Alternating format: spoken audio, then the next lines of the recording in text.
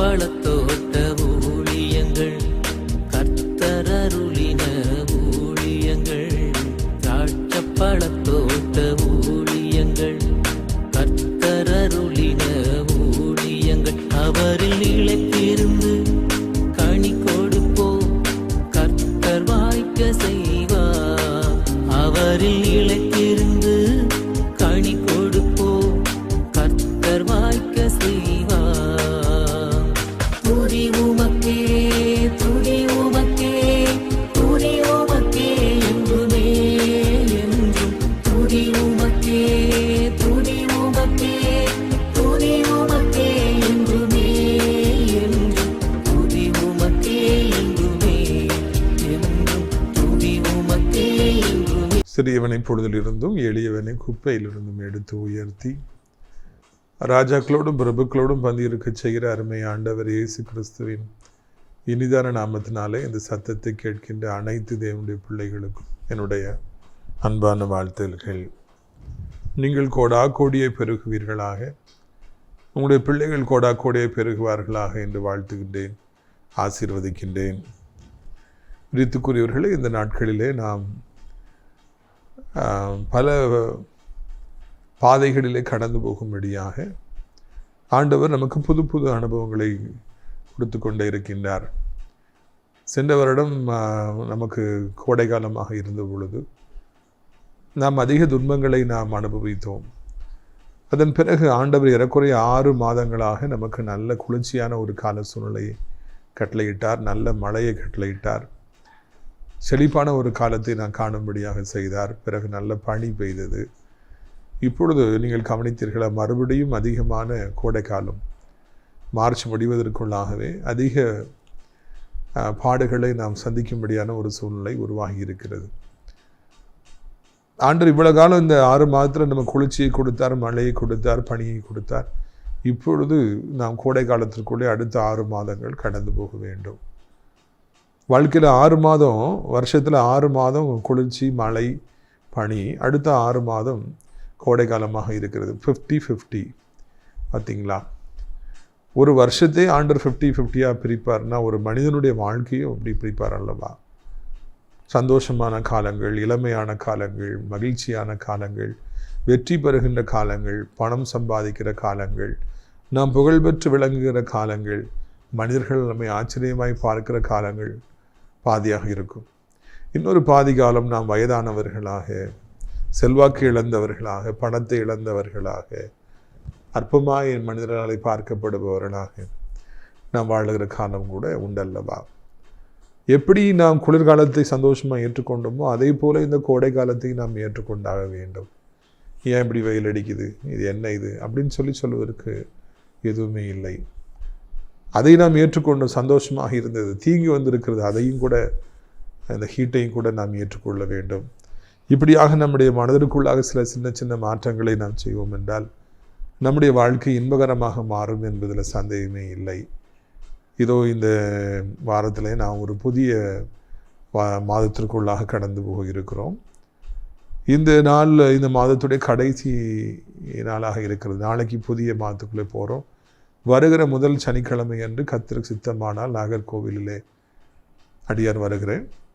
ஒவ்வொரு மாதம் முதல் சனிக்கிழமை என்று வடசேரி பஸ் ஸ்டாண்டுக்கு பின்னால் இருக்கிற WCC காலேஜ், அதில் மேற்கு பகுதியில் நீங்கள் வருவீர்கள் என்றால் ஒரு ரவுண்டானா, அதில் விஜயதா மண்டபம் இருக்கும். அதுக்கு மேல் பகுதியில் நமக்கு UMC ஹால் காலை 10 மணிக்கு ஆரம்பித்து 1 மணி 1:30 மணி வரைக்கும் கூட்டங்கள் நடைபெறும்.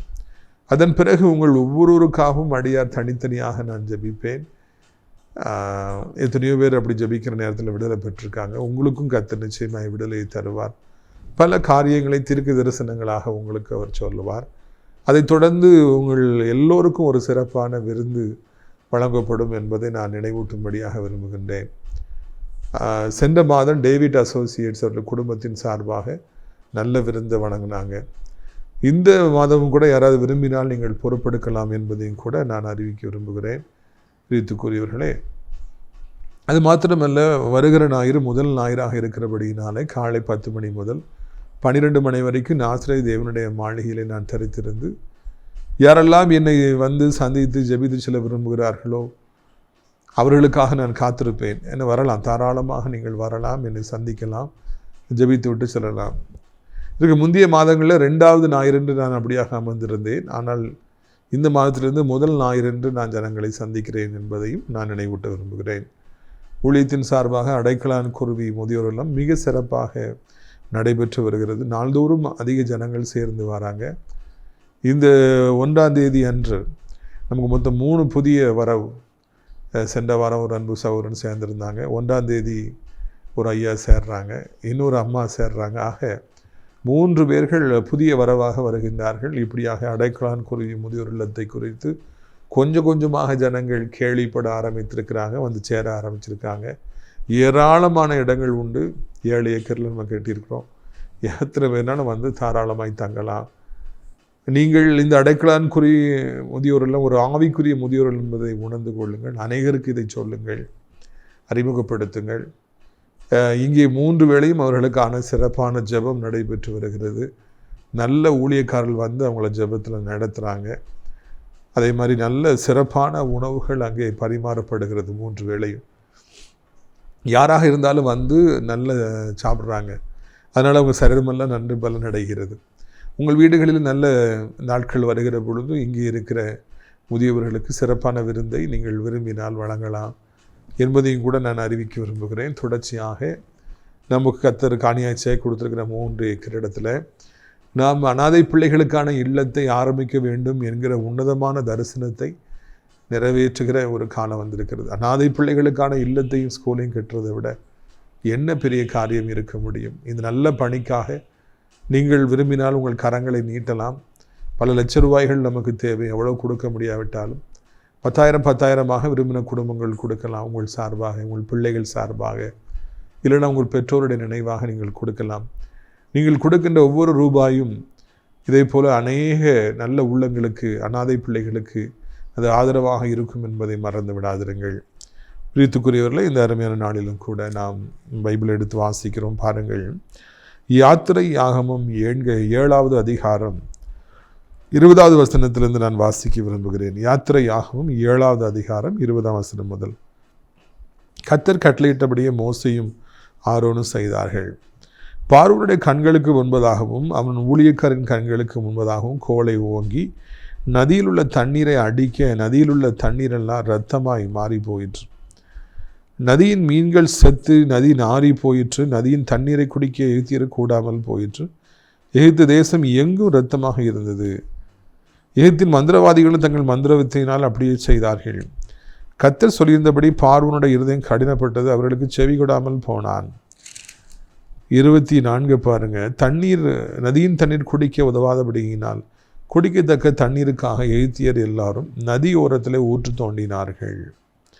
கர்த்தர் நதியை அடித்து 7 நாள் ஆயிற்று. 10 வாதைகளை குறித்து இந்த உலகம் நன்காக அறிந்திருக்கும். 430 வருடங்களாக கர்த்தருடைய பிள்ளைகளை எகிப்தும் பார்வோனும் அடிமைப்படுத்தி சொல்ல முடியாத வேதனைகளை கொடுத்தார்கள் என்பதை நீங்கள் எல்லாரும் அறிவீர்கள். சென்ற நாளிலே நான் தியானித்தோம், வைக்கோலை கொடுக்காமலேயே எவ்வளவு செங்கல்களை நாள்தோறும் அவர் சுட்டு கொடுக்க வேண்டுமோ அதை நீங்கள் சுட்டு கொடுக்க வேண்டும் என்று அவர்களை அடித்தார்கள். வைக்கோல் இல்லாமல் எப்படி செங்கலை கட்ட முடியும்? விறகு இல்லாமல் செங்கலை எப்படி சுட முடியும்? நல்லா தெரியும். ஆனால் உங்களை கொடுமைப்படுத்துறதுக்காக கொடுக்காமலேயே நீங்கள் அதே மாதிரி சுடுங்கன்னு சொல்லி ஒரு பயங்கரமான ஒரு கொடூரமான ஒரு ராஜாவாக அந்த பார்வோன் இருந்து வந்தான். இதெல்லாம் பார்த்தார் ஆண்டவர், என் பிள்ளைகளே இவ்வளவு நீ கொடுமைப்படுத்துகிறாய், எனவே உன்னை சும்மா விட மாட்டேன் என்று ஆண்டவர் இஸ்ரவேலுக்காக வைராக்கியம் கொண்டார். அதனால தான் 10 வாதைகளை அவர் அங்கே செய்தார் என்று நாம் காண்கிறோம். இந்த உலக வரலாற்றிலே எந்த ஒரு நாட்டிலும் 10 வாதைகள் கொடுக்கப்பட்டது இல்லை. எகிப்தியருக்கு விரோதமாக ஆண்டவராலே அவைகள் கொடுக்கப்பட்டன. அதுக்கு என்ன காரணம்னா, இந்த 430 வருடங்களாக என் பிள்ளைகளை நீங்கள் பாடாய்ப்படுத்தினீர்கள், நான் ஸ்கோரை செட்டில் பண்ணுவேன், என் பிள்ளைகளை நீங்கள் அடிச்சிங்க, அதனால் நான் உங்களை அடிப்பேன்னு சொல்லி ஆண்டவர் அவர்களை 10 வாதைகளினாலே அடித்தார். கர்த்தர் பழி வாங்கினார் என்பதற்கு இந்த 10 வாதைகளும் அடையாளமாக திருஷ்டாந்திரமாக வைக்கப்பட்டிருக்கின்றன. பழிவாங்குதல் எனக்குரியது, ஏற்ற நேரத்தில் அவருடைய கால்கள் தள்ளாடும் என்று ஆண்டவர் சொன்னார். பழிவாங்குதல் எனக்குரியது, வெஞ்சியன்ஸ் இஸ் மைன். உங்களுக்கு விரோதமாக இன்றைக்கி நிறைய பேர் குற்றம் செய்யலாம், உங்களை அநேகர் வேதனைப்படுத்தலாம், உங்களிடத்திலிருந்து அநேக பணங்களை பறித்து கொள்ளலாம், நகைகளை பறித்து கொள்ளலாம், உங்களை அடிக்கலாம், அவமானப்படுத்தலாம், உங்களை குறித்து இல்லாத பொல்லாத காரியங்களை எல்லா இடத்திலும் சொல்லலாம். போத்திபாருடைய மனைவி உங்கள் மேலே யோசேப்பு மேலே பொல்லாத பழியை போட்டது போல உங்கள் மேலே பழியை போடலாம். குற்றமில்லாமல் உங்கள் ரத்தம் சிந்தப்பட்டிருக்கலாம், காரணமின்றி உங்களை பகைத்திருக்கலாம் பொல்லாத ஜனங்கள். உங்களுக்கு பல வருடமாய் குடைச்சல் கொடுத்து கொண்டு இருந்திருக்கலாம். ஆண்டவர் பார்த்துக்கிட்டே இருப்பார், என் மகனை இப்படியா நீ துன்பப்படுத்துகிற, என் மகளை இப்படியா நீ துன்பப்படுத்துறன்னு சொல்லி கர்த்தர் பார்த்துக்கிட்டே இருப்பார். ஒரு நாள் வரும்போது அவர்கள் எத்தனை வருடமாக நம்மை துன்பப்படுத்தினார்களோ அதை ஆண்டவர் மனதில் வைத்து அவர்களுக்கு தகுந்த அடியை பதிலாய் திருப்பி அடிப்பார். ஆண்டவர் திருப்பி அடிக்கிற பொழுது அது பயங்கரமாக இருக்கும் என்பதை நாம் வரலாற்றிலிருந்து கற்றுக்கொள்ளுகிறோம். கர்த்தர் நமக்காக அடிக்கிறாரு. அப்படி அடிக்கும்போது திருப்பி அடிக்கும்போது பயங்கரமாக அடிக்கிறார். என் மகனையா நீ தொட்ட, என் மகளுக்கு விரோதமாக நீ இப்படி பண்ணன்னு சொல்லி அடிக்கிறார். அது பயங்கரமாக இருக்கும் என்பதை மறந்து விடாதிருங்கள். எங்கள் அப்பா மாத்திரம் இருந்தானா இப்படி நீ இப்படி செய்ய முடியுமா, உன்னை சும்மா விட்டுருப்பாங்களா? என் புருஷன் மாத்திரம் இருந்தால் நீ இப்படி பேச முடியுமா? என் பையன் மாத்திரம் இருந்தால் அவனை சும்மா விட்டுருப்பானாலாம் நிறைய சொல்கிறாங்க. யாரும் நமக்கு ஒன்றும் செய்ய வேண்டாம். ஆண்டவர் நமக்காக அவர் பழி வாங்குவார். ஆண்டவர் நமக்காக வழக்காடுவார். ஆண்டவர் நமக்காக நீதி செய்வார். யார் நம்மை அடித்தார்களோ அவர்களை ஆண்டவர் பதிலுக்கு அடிப்பார். செய்வினையாலே பாதிக்கப்பட்டிருக்கலாம், உங்களுக்கு விரோதமாய் பயங்கரமான மந்திரவாதிகள் எழும்பி நிற்கலாம், உன்னை என்ன பண்ணுறேன் பார் அப்படின்னு சொல்லலாம். அதிகாரத்தில் உள்ளவர் உன்னை என்ன பண்ணுறேன் பாருன்னு சொல்லலாம். அமைதியாக இருங்க. பழி வாங்குகிற தேவன் ஒருவர் இருக்கின்றார். அவர் எப்படி பழி வாங்க வேண்டுமோ அப்படி உங்களுக்காக பழி வாங்குவார். நீங்கள் உங்களை அடிக்கும்போது திருப்பி அடிக்கணும்னு நினச்சிங்கன்னா அவர் அங்கே பழி வாங்குவதற்கு இடமில்லாமல் போய்விடும். அவர் அமைதியாக துக்கமாக போய்விடுவார் என்பதை நீங்கள் மறக்கவே கூடாது. பழி வாங்க எனக்கு ஒரு தேவன் உண்டு.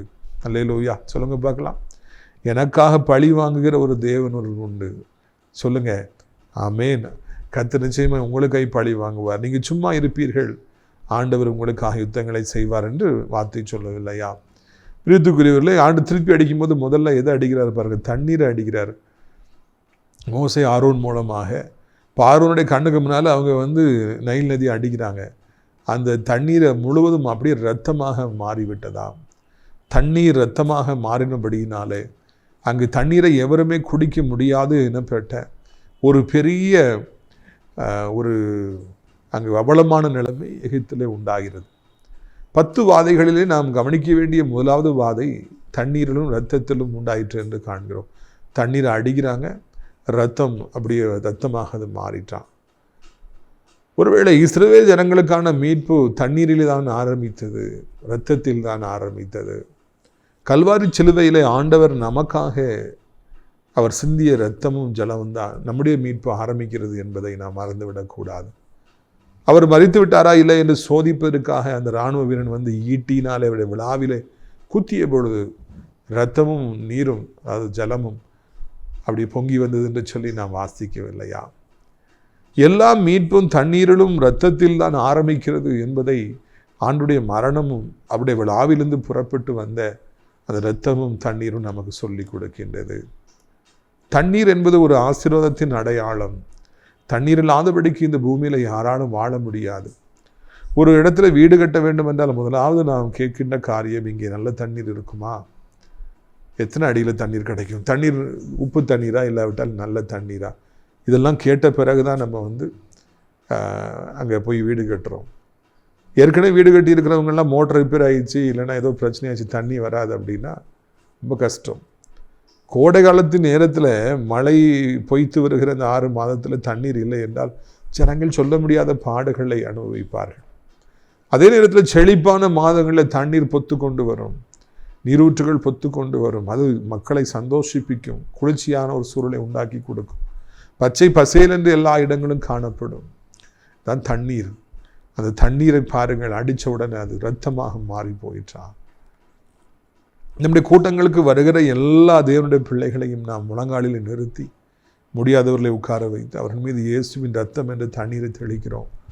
எப்படி இந்த தண்ணீர் இரத்தமாய் மாறிற்றோ அதே போல இயேசுவின் இரத்தமாக அந்த தண்ணீர் மாறுகிறது. அது ஜனங்கள் மேலே படுகிற பொழுது உள்ளே இருக்கிற பொல்லாத ஆவிகள் வெளியே புறப்பட்டு வருகிறது.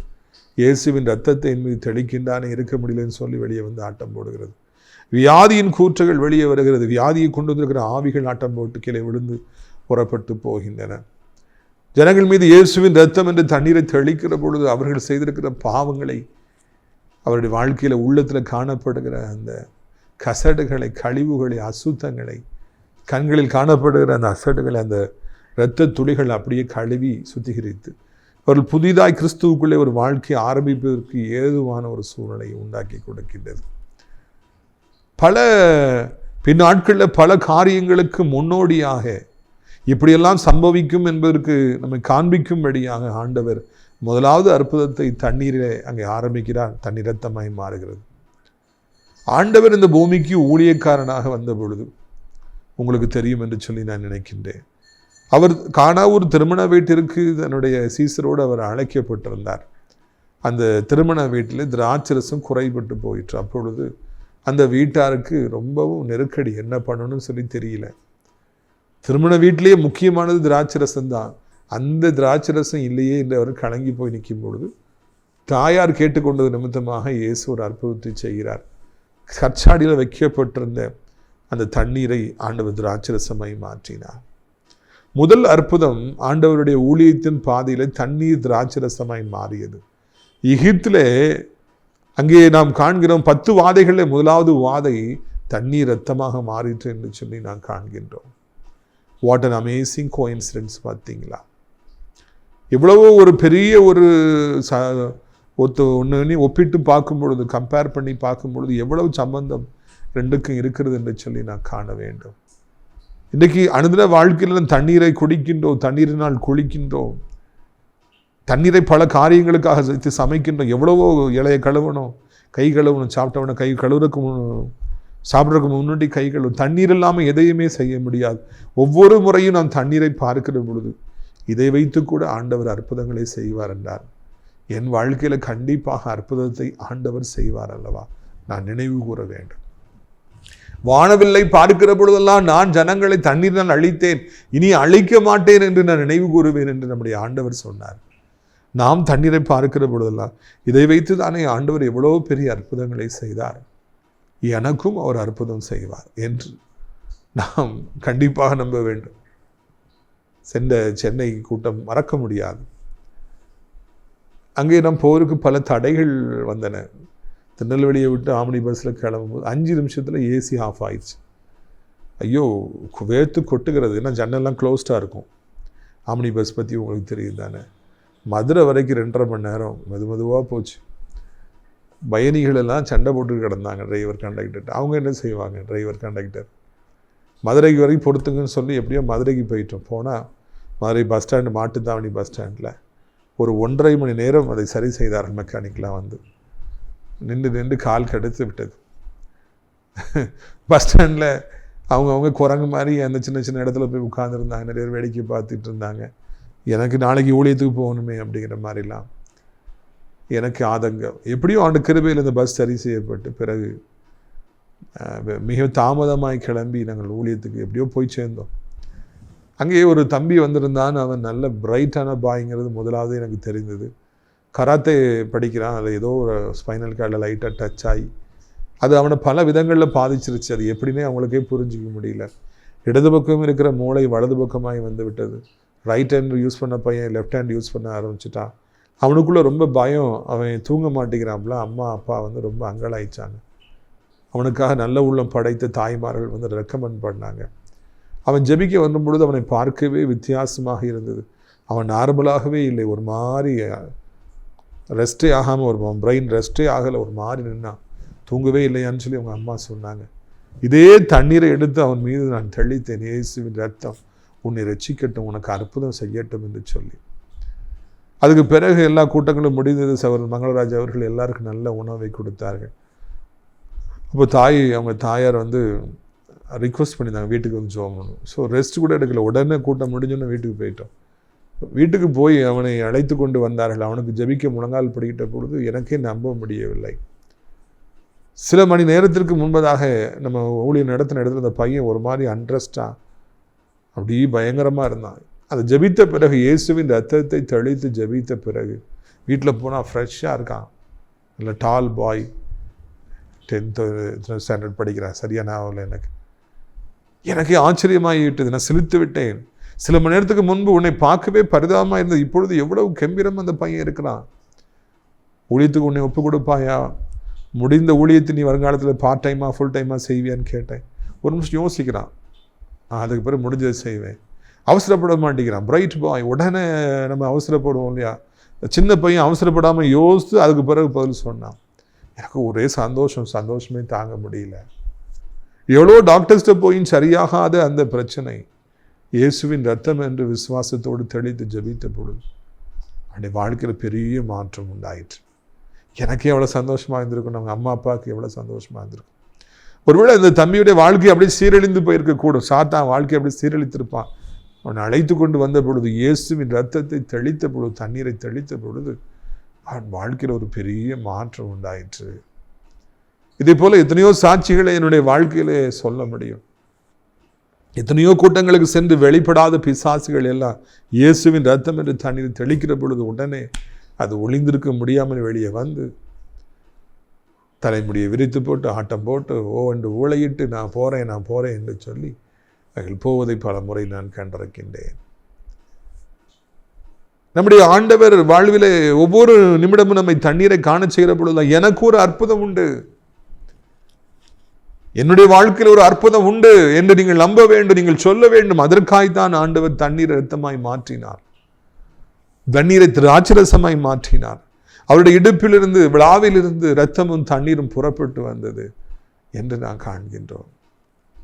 ரீத்துக்குரியவர்களே, நம்புங்கள், ஆண்டவர் இயேசுவை நம்புங்கள், அற்புதங்களை நம்புங்கள்.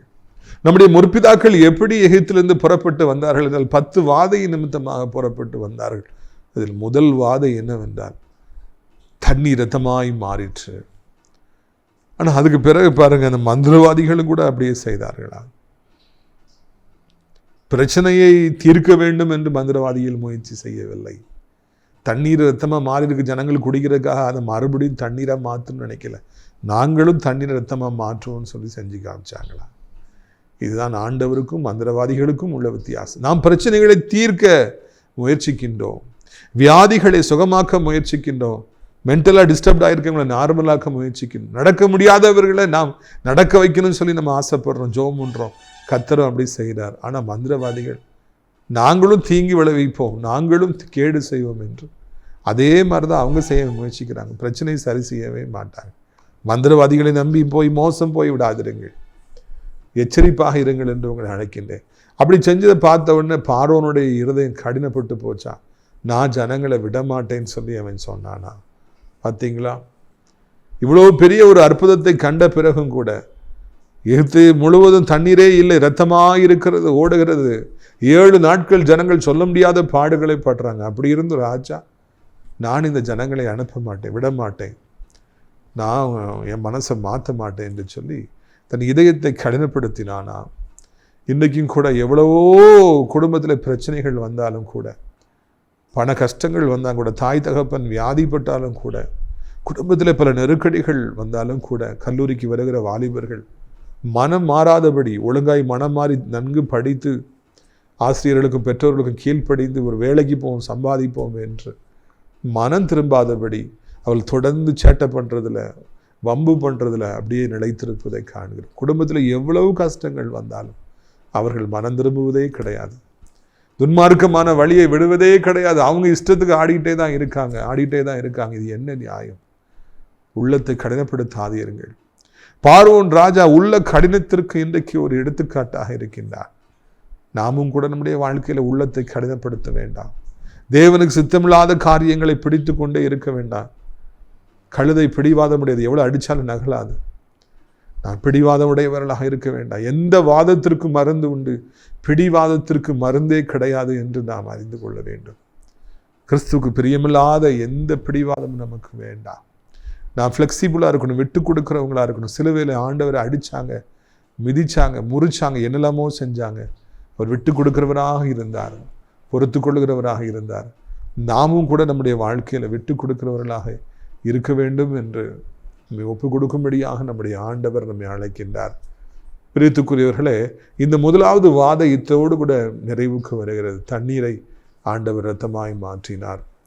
நாமும் கூட நம்முடைய வாழ்க்கையில் தண்ணீரை காண்கிற பொழுதெல்லாம் நமக்கும் அற்புதம் உண்டு, நமக்கும் அதிசயம் உண்டு, நமக்கும் அடையாளம் உண்டு, எனக்கும் ஒரு வாழ்வு உண்டு என்று சொல்லி நம்ப வேண்டும். என்ன சொல்லுங்க பார்க்கலாம்? எனக்கும் ஒரு வாழ்வு உண்டு. எங்களுக்கும் ஒரு வாழ்வு உண்டோ என்று கேட்கிற அன்பு தம்பி, தங்கச்சி, ஐயா, அம்மா, உங்களுக்கும் ஒரு வாழ்வு உண்டு என்பதை நான் நினைவூட்டும்படியாக விரும்புகிறேன். இத்தோடு கூட முதலாவது வாதை நிறைவேறுகிறது, முற்று பெறுகிறது. கற்றுக்கொண்ட பாடங்களை மறவாதிருங்கள். உங்களுடைய ஆசீர்வாதங்களுக்காக நான் ஜெபிக்கும்படியாக விரும்புகிறேன். கண்களை மூடுவீர்களா? அப்போ பிதாவே, இந்த புதிய நாளை காண்பதற்கு எங்களுக்கு நீங்கள் உதவி செய்திருக்கிறீங்க. இந்த மாதம் முழுவதும் எங்களை உடைய தோளிலே தூக்கி வைத்து சுமந்திருக்கிறீங்க. ஒரு தகப்பன் தன் பிள்ளையை தூக்கி சுமப்பது போல ஆண்டவரே, நீங்கள் எங்களை உங்களுடைய தோளில் தூக்கி வைத்து சுமந்து வந்திருக்கிறீங்க. இது ஒரு பொல்லாத உலகம், பொல்லாத மனிதர்கள், பொல்லாத பிசாசிகள், பொல்லாத வியாதிகள், பொல்லாத சாபங்கள், பாவங்கள் என்று இந்த உலகம் பொல்லாத ஒரு இடமாக இருக்கிறது. என் பிள்ளைகள் நடக்க முடியாது என்று சொல்லி இந்த மாதம் முழுவதும் ஆண்டவரை தோளில் தூக்கி வைத்து சுமந்து எத்தனையோ பிரச்சனைகள், எத்தனையோ நெருக்கடிகள், தாங்க முடியாத உபத்திரவங்கள், அவமானங்கள் என்று இந்த மார்ச் மாதம் எங்களுக்கு ஒரு கடினமான மாதமாக இருந்தது. பார்வோன் ராஜா இஸ்ரவேல் ஜனங்களை கொடுமைப்படுத்தியது போல சாத்தான் தேவனுடைய பிள்ளைகளை மார்ச் மாதத்தில் கொடுமைப்படுத்தினான். ஆண்டவரே, நீங்கள் எங்களை சந்தோஷப்படுத்துங்கப்பா. நீங்கள் எங்களை பாதுகாத்தீங்க, அதற்காக நன்றி. சத்துருவின் கையில் எங்களை ஒப்புக் கொடுக்கல, வியாதியின் கைகள் எங்களை ஒப்புக் கொடுக்கல, பொல்லாத மனிதர்கள் கையில் எங்களை ஒப்புக் கொடுக்கல, எங்களை வெட்கப்பட விடலை, எங்களை பாதுகாத்தீங்க. நெருக்கம் இருந்தது உண்மைதான், போராட்டங்கள் இருந்தது உண்மைதான், அது மத்தியில் எங்களை நடத்தினீங்க, அதற்காக நன்றி. இந்த சத்தத்தை கேட்கிற பிள்ளைகள் ஒவ்வொருவரையும் கர்த்தர் ஆசீர்வதிப்பீராக. ஒவ்வொருவருக்கும் தேவையான சமாதானத்தை அருளை செய்வீராக. இம்மட்டும் எங்களை காத்த எபனேசரே, உமக்கு நன்றி. இனிமேலும் எங்களை பாதுகாப்பீர், இனிமேலும் எங்களை நடத்துவீர், அதற்காக உமக்கு நன்றி, உமக்கு நன்றி, உமக்கு நன்றி அப்பா. இந்த அருமையான நாளிலும் கூட ராஜா, வியாதிப்பட்டிருக்கிற பிள்ளைகளுக்காக கண்ணீரோடு மன்றாடுகிறோம். வெயில் காலத்தில் வியாதிப்பட்டால் தாங்க முடியுமா ஐயா? வீட்டில் ஏசியாப்பா இருக்குது. உங்களுடைய பிள்ளைகள் எவ்வளவு கஷ்டப்படுறாங்க. ஒவ்வொருவருக்கும் மனம் இறங்கி இந்த வியாதியிலிருந்து பிள்ளைத்தார். புண்ணு வழியை தாங்க முடியலையேன்னு கதறி அழுகிற பிள்ளைகள் ஒவ்வொருவருக்கும் அந்த புண்கள் அப்படியே மறையும்படியாய் செய்யுங்க. அப்படி கழுவுங்க, நம்முடைய பிள்ளைகளை அப்படி கழுவுங்க ராஜா, கழுவுங்க. நம்முடைய பிள்ளைகளுக்கு புது பலன் தாருங்கப்பா, புது பலன் தாருங்க. புண்கள் மறையட்டு, கட்டிகள் மறையட்டு, இன்ஃபெக்ஷன் கிருமிகள் மறையட்டும், நோய் தொற்றுகள் மறையட்டது, பரவக்கூடாது. காலை எடுக்கணும், கையை எடுக்கணும் நிலைமை ஒரு காலம் வரக்கூடாது. தூக்கம் வராதவர்களுக்கு இரவு நல்ல தூக்கத்தை தாரும் ஆண்டவரே. சாப்பிட முடியலன்னு சொல்கிறவங்க நல்ல சாப்பாடு, நல்ல செரிமானத்தை தாரும். நடக்க முடியல, வேலை செய்ய முடியல, வேலைக்கு போக முடியல, சம்பாதிக்க முடியல, படிக்க முடியல, பாவங்களை விட முடியல, போதை பழக்கங்களை விட முடியல, அடிமைத்தனத்தை விட முடியல, கெட்ட நண்பர்களை விட முடியல, கெட்ட வார்த்தைகளை விட முடியலன்னு சொல்கிறவர்களுக்கு பரிசுத்தத்தின் இருப்பிடமே, உறைவிடமே ஏசப்பா, நீங்கள் உதவி செய்யுங்க. சேனைகளின் தேவனாய் கர்த்தர் பரிசுத்தர், பரிசுத்தர், பரிசுத்தர், உதவி செய்யுங்க. அந்த வயதான கீழ் விழுந்து விடாதபடி 2 கைகளால் ஏந்தி கொள்ளுங்கப்பா, ஏந்தி கொள்ளுங்க. இரத்த கோட்டைக்குள்ளே மறைத்து கொள்ளுங்கப்பா, மறைத்து கொள்ளுங்க. தேவகரம் ஒவ்வொருவரையும் தாங்கட்டும் என்று சொல்லி ஆண்டவரை நாங்கள் கெஞ்சுகிறோம். வாலிப பிள்ளைகளை ஆண்டவரை அடிமைத்தனத்திலிருந்து விடுவிக்க வேண்டும் என்று கெஞ்சுகிறோம். படித்து முடித்த பிள்ளைகள் லீவ் நாட்களில் உங்களுக்குள்ளே வளரட்டும். நல்ல எதிர்காலத்தின் தேவை, நல்ல படிப்பு, நல்ல வேலையை அவர்களுக்கு தார். கவர்மெண்ட் ஜாப்பு காத்திருக்கிற பிள்ளைகள் கவர்மெண்ட் ஜாப்பை தார். ஆண்டவரை இன்னுமாக நம்முடைய பிள்ளைகள் என்ன நல்ல காரியத்துக்கு எதிர்பார்த்துருக்குறாங்க, குழந்தை இல்லை, திருமணம் இல்லை, ஆகலை, அதை செய்து அவர்களை சந்தோஷப்படுத்துங்க. இரவு நல்ல நித்திரையை தாருங்க அப்பா. உலகம் முழுக்க அத்தனை நாடுகளுக்காக, இந்திய தாய் திருநாட்டுக்காக ஜெபிக்கிறோம், அனைத்து மக்களுக்காக ஜெபிக்கிறோம். மியான்மர், தாய்லாந்து போன்ற நாடுகளில் ஆண்டவரே இந்த நில அதிர்வினான மக்கள் அதிகமாக பாடுபட்டிருக்கிறாங்க, அவர்களுக்கு உதவி செய்யுங்க. காலம் கடைசியாகிவிட்டது, நீ சொன்ன அடையாளங்கள் நிறைவேறுகின்றனப்பா. ஆனால் அந்த மக்கள் பாவமல்லவா, அவர்களுக்கு நீங்கள் உதவி செய்யுங்க. ஆண்டவரே, இந்திய நாட்டில் உள்ள அனைத்து மக்களையும் ஆசீர்வதிங்க. அனைத்து தேவனுடைய பிள்ளைகள், ஆலயங்கள், திருச்சபைகள், ஊழியக்காரர்கள் அனைவரையும் ஆசீர்வதிங்க. நாஸ்திரை, திராட்சை பழத்தோட்ட ஊழியங்களை நேசிக்கிற மக்களுக்காக தினந்தோறும் நம்முடைய நிகழ்ச்சிகளை பார்க்கிற, அறிமுகப்படுத்துகிற நல்ல உள்ளங்களுக்காக ஜெபிக்கிற ஒவ்வொருவரையும் ஆசீர்வதிங்க. ஒவ்வொருவருக்கும் உதவி செய்யுங்க. கிருபை தாங்கட்டும், நம்முடைய இரக்கம் தாங்கட்டும் என்று சொல்லி ஆண்டவரை நாங்கள் கெஞ்சுகிறோம். ஏசப்பா, எப்படியாவது அடைக்கலான் குருவி முதியோரிடத்தில் தங்க அநேகரை அழைத்து கொண்டு வார். ஆண்டவரே, இந்த அனாதை பிள்ளைகளுக்கான இல்லத்தையும் ஸ்கூலையும் கெட்ட அநேக உதவியாளர்களை எழுப்பும், கொடுக்குற கரங்களை எழுப்பும், ஆசீர்வதி. ஏசி மூலம் ஜெபிக்கிறோம் நல்ல பிதாவே, ஆமென். என் ஆத்துமாவை கர்த்தரை சோத்திரி, என் முழு உள்ளமே அவருடைய பரிசுத்த நாமத்தை சோத்திரி. என் ஆத்துமாவை கர்த்தரை சோத்திரி, அவர் செய்த சகல உபகாரங்களையும் ஒருபொழுதும் நீ மறவாதே. கர்த்தராகிய இயேசு கிறிஸ்துடைய கிருபையும் பிதாவாகிய தேவனுடைய அன்பு பரிசுத்தாவுடைய அந்யோன்யம் இல்லாத பிரசன்னம் உங்கள் அனைவரோடு இன்றைக்கு சதா காலங்கள் நிலைத்திருப்பதாக. அல்லேலூயா.